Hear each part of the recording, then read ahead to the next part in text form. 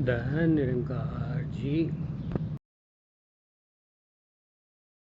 प्यार से कहना धन निरंकार जी। सुकून का भाव कहीं ना कहीं खो जाता है, तो ये निराकार पे जब भी अपने मन को केंद्रित जो भी करता है, तो वो भाव मन के कि ये आनंद की अवस्था से मन विभोर, तो कैसे एक अपने जीवन में हमें हमेशा इस निराकार के ही एक सोच, इसी के ऊपर आधारित, मन के भाव इसी पे आधारित, और दिल से फिर ये जो प्यार पूरे संसार के लिए एक संत जनों की शिक्षाओं पे आधारित जीवन बनाकर जिया जाए। वरना तो संसार में आज हम देखते हैं तो लोग कोई भी चीज़ से बहुत आसानी से भ्रमित कर देते हैं। एक बात बोलकर कि वो जिसको हम रूमर्स का नाम देते हैं कि किसी ने कुछ कह दिया वो सच है नहीं है। कैसे आजकल हम सोशल मीडिया पे या वर्ड ऑफ माउथ से देखते हैं कि वो बात ठीक है नहीं है, बस आगे से आगे वो बात पहुंचा दी, हर किसी को कुछ भी बोल दिया, और ये भी खुद अपने एंड से चेक नहीं किया कि वो ठीक भी है कि नहीं है। दासी ने एक उदाहरण कुछ समय पहले आपके चरणों में रखा था, और वही कहानी फिर से कि कैसे एक कॉलेज में एक दूसरे देश का किसी व्यक्ति ने परफॉर्म करना, और वहीं वो भाषा जो वो व्यक्ति इस्तेमाल करते थे, बाकी अन्य वो स्टूडेंट्स उस भाषा को समझते ही नहीं थे। तो उन्हीं में से एक स्टूडेंट को मस्ती एक दिमाग में आई, और वो माइक से पहले उन वक्ता के खुद आ गए और बोलने लगे कि इनकी एक खासियत है, ये बहुत ही एक कॉमिक, एक बहुत ही मजाकिया एक हमारे आगे प्रस्तुति रखेंगे, पर ख़ास बात यही कि इनके चेहरे के ऊपर एक्सप्रेशन, ये मुंह के आव भाव चेहरे के बहुत ही सीरियस गंभीर दिखेंगे। हो सकता है एक हमें उनकी आवाज़ टोन से लगे कि ये गुस्सा भी हो रहे हैं, पर ये सब कुछ एक मजाकिया ही इनकी प्रस्तुति है, तो बार बार इनकी प्रस्तुति के बीच में हंसते रहना है।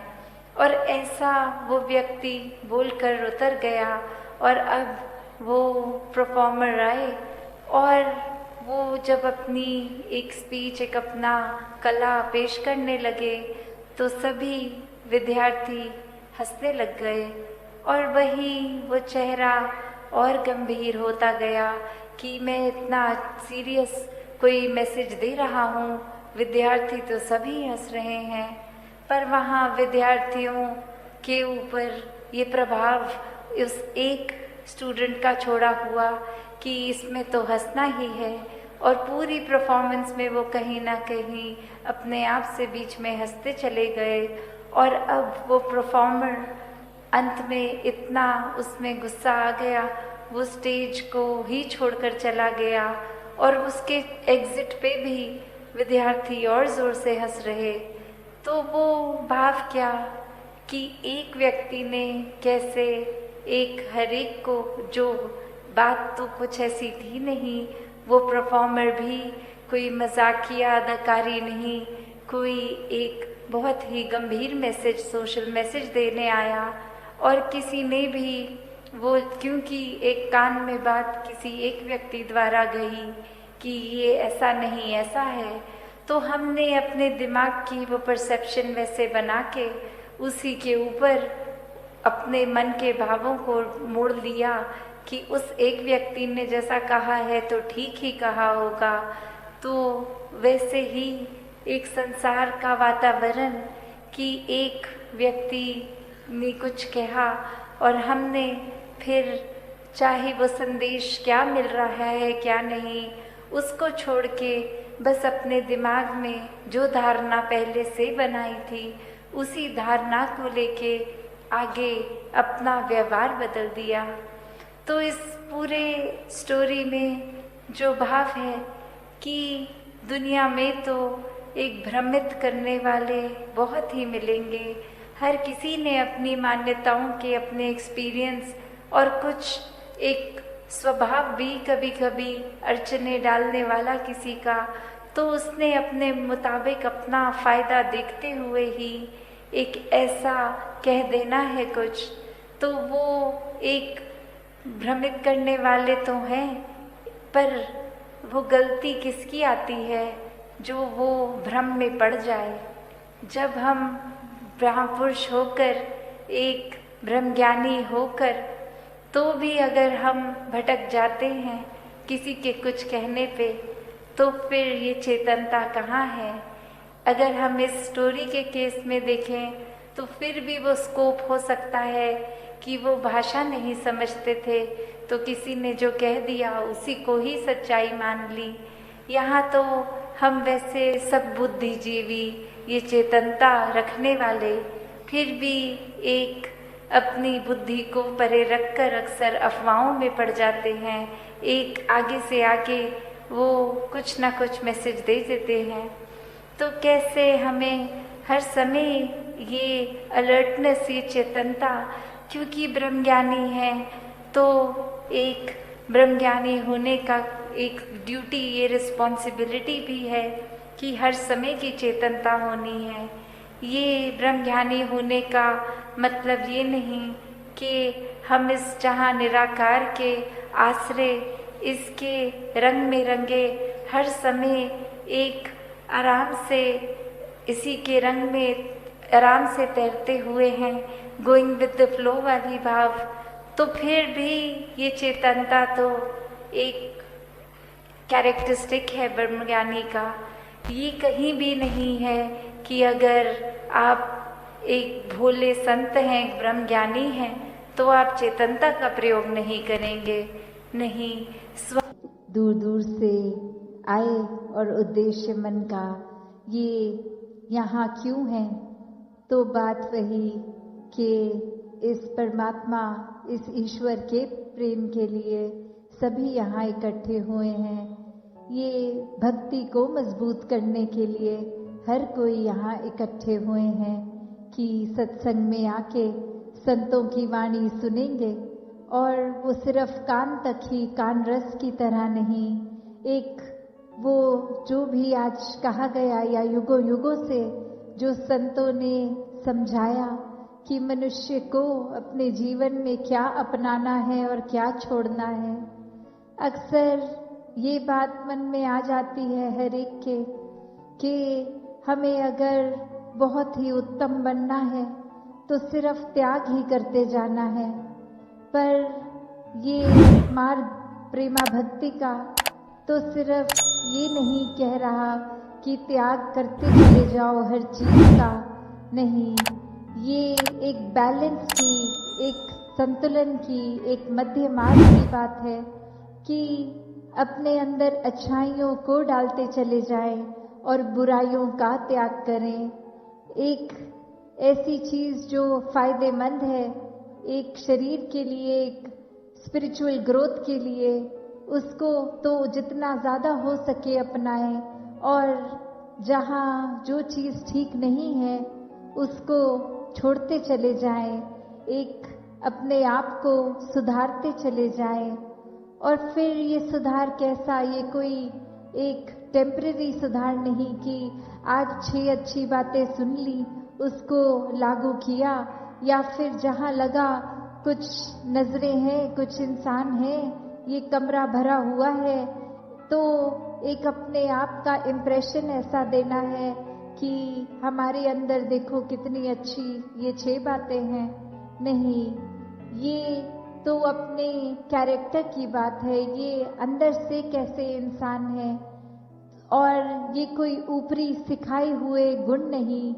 मानवीय गुणों की जहाँ बात होती है, ह्यूमन वैल्यूज, ये दैवीय गुण, ये इसलिए गुण है क्योंकि ये अंदर समाये हुए, ये कोई सीखे सिखाए ऊपरी नहीं, और ये अंदर किस तरह समाते हैं जो हर समय ये गुणों का प्रदर्शन होता रहे। तो बात वही, इस परमात्मा को पहले देखकर इससे प्यार करो, फिर ये प्यार हम स्वयं बन जाएंगे। एक एक मानवीय गुण हम स्वयं बन जाएंगे, और जब हम स्वयं बन गए तो फिर हमारे अंदर से क्या बाहर आएगा। फिर हमें ये फर्क नहीं पड़ेगा कि सामने वाला क्या बोल रहा है, क्या सोच रहा है हमारे बारे। नहीं, ये तो हमें पता है, अब हमारे चरित्र में ही प्यार है। एक मीठी वचन है, एक प्यार है, एक करुणा है हर एक के लिए, दिल में विशालता हर एक को अपनाने के लिए। तो भले कोई कुछ भी करता जा रहा है हमारे साथ, हमें एक अंदर से रवैया, ये अंदर से खुद ही दूसरे के प्रति एक अच्छाई ही है जो बाहर आएगी। तो संतों ने कैसे हर समय ये अच्छाई को अपनाना सिखाया कि जीते जी जब तक ये मनुष्य का शरीर है, ये प्रभु परमात्मा को जान के हर समय इस परमात्मा के एहसास में रह के भक्ति करते जाओ, ताकि एक असली मनुष्य बन के जियो जब तक ये श्वासें हैं। और इसी जीवन के ये अंदर ही एक मोक्ष और मुक्ति के भी हकदार बनते हैं। ये साल्वेशन एक जीते जी भी हमें मिलती है, और ये श्वास खत्म होने के बाद भी, कि जो जीते जी ही इस परमात्मा में लीन हो गया, वो तो उसी समय ही मुक्त हो गया। उसकी आत्मा की भटकन फिर समाप्त। ये एक बात जो हर कोई हमेशा से सुनता आया है कि ये शरीर ने एक दिन खत्म होना है, पर ये आत्मा तो आई परमात्मा से है और जाना भी परमात्मा में है। पर ये आत्मा शरीर बदल बदल के इतनी पीड़ित और अपने आप को ऐसे ही समझ लेती है कि ये शरीर है जो ही मेरा असली वजूद है। पर ये ही बात होती है कि असली एक जो अपनी पहचान है इस आत्मा की, तो ये निराकार, ये परमात्मा ही है। और ब्रह्म ज्ञान द्वारा ये एक हकीकत जब पहचान जाती है आत्मा, तो एक आनंद की, एक सुकून की, ये भक्तिमय पूरे विश्वास के साथ ये जीवन की यात्रा चलती जाती है। और फिर ये परमात्मा से एकत्व स्थापित हो जाता है कि ये कोई भी हम जब सिचुएशन में होते हैं, तो उसमें परमात्मा को डालकर अपने आप को परमात्मा का हिस्सा ऐसे एकमिक होके जब अपने आप को देखते हैं, तो ये एहसास होता है कि ये एक है, ये हम दो नहीं हैं। ये परमात्मा में जब हम एक समा गए, तो फिर वो आइडेंटिटी, वो एंटिटी एक ही बन गई। फिर वो दो अलग नहीं रहे। जैसे अक्सर हम सूफी गीत या कहीं और भी ये बहुत अक्सर रेपिटेटिवली सुनते भी हैं कि ये जो प्रेम का ये जो रूहानी रिश्ता है, ये एक से लेकर एक तक ही है, क्योंकि फिर कोई वो लवर और बिलवड में फर्क नहीं है कि जो प्रेमी है वो भक्त और जिनसे प्रेम है ये परमात्मा। तो ये कोई फर्क नहीं रह जाता जब ये प्यार ही प्यार बन जाता है। तो यही एक मिक की जो बात है, वो एक कहानी भी सूफी हर एक ने सुनी होगी, बहुत ही ये फेमस कहानी कि कैसे एक बार एक इंसान किसी के पास जाता है और वो एक उनके शिष्य बनकर ही अपना जीवन गुजारने की उनसे रिक्वेस्ट करता है, और वो गुरु एक्सेप्ट करते हुए बात फिर कहते हैं कि जाओ मेरे लिए ये शहद की बोतल जो पड़ी है उधर वो लेके आओ। और वो शिष्य, उसकी आंखों में कोई प्रॉब्लम इस तरह होती है कि कभी कभी अचानक से उसको कोई भी चीज एक धुंधली सी दिखती है, दो दिखता है, वो एक नहीं, चाहे सामान वो एक आइटम एक ही है, फिर भी वो दो नजर आती हैं। और फिर वो शिष्य वापस आके पूछता है कि शहद की तो 2 बोतलें पड़ी हैं, कौन सी लेके आनी है। और फिर गुरु जवाब देते हुए कहते हैं कि अगर 2 दिख रही हैं तो 1 तोड़ दो, जो बचेगी वो ले आना। और ये गुरु तो अच्छे से जानते हैं कि बोतल एक ही पड़ी थी, और जैसे ही वो शहद की बोतल तोड़ देता है व्यक्ति, और बहुत हैरानी से फिर पहुंचकर गुरु के पास कहते हैं कि मैंने एक ही बोतल तोड़ी थी, पर दोनों की दोनों ही टूट गई हैं, दूसरी को तो मैंने छुआ भी नहीं, वो फिर भी टूट गई है। तो गुरु यही समझाते हैं कि स्पिरिचुअलिटी में, ये आध्यात्मिक मार्ग को अपनाना है तो यही सीखना पड़ेगा कि ये बात ही एक की है, ये एक ही है। चाहे हमारा दिमाग, ये हमारा जो भी सोसाइटी ने अक्सर कुछ ना कुछ मान्यताएं डाल दी हैं अंदर, उनसे ये भ्रम पैदा हो जाता है कि इस परमात्मा के अलावा भी कुछ है, ये माया रूप संसार ये एक से ज्यादा है। नहीं, हर एक में परमात्मा ये एक ही है। चाहे कैसी भी मान्यता हो, कोई भी कल्चर से बिलोंग करते हो, कहीं पे एक वो सोसाइटल डिफरेंसेस हो या फाइनेंशियल एक डिफरेंसेस हो, पर बात वही कि हर एक में, चाहे ये अनगिनत लोग, हर एक में फिर भी एक ही है ये परमात्मा। और जब इस एक परमात्मा से प्यार होगा तो पूरे संसार से फिर ये एकत्व बन जाएगा। तो जब प्यार ही सब कुछ बन जाएगा तो ये प्यार का दर्जा तो सभी ने सुना है, किस तरह एक परमात्मा के समान प्यार का दर्जा है। Love is God, God is love. तो ये प्यार हर तरफ ही है। इस परमात्मा ने वो कैपेसिटी भी हर एक को दी है, तो ये प्यार बन के प्यार ही फैलाते जाए। और दासी समा ना लेते हुए इन्हीं शब्दों से अपनी वाणी को विराम देगी। साथ संगत जी, धन निरंकार जी। प्यारी साथ संगत जी, बड़े प्रेम से कहना धन निरंकार जी। संतों महापुरुषों, आप सभी के चरणों में दास की ओर से प्यार भरी कोटि कोटि धन्यवाद। जैसा कि अभी आप सभी संतों महापुरुषों ने सतगुरु माता जी से वचन सुना, आशा करता हूँ आप सभी को सतगुरु माता जी का आशीर्वाद मिला होगा, और यूँ ही सतगुरु माता जी का आशीर्वाद आप सभी संतों महापुरुषों को मिलता रहे। तो प्यारी सात संगत जी, बड़े प्रेम से कहना धन निरंकार जी।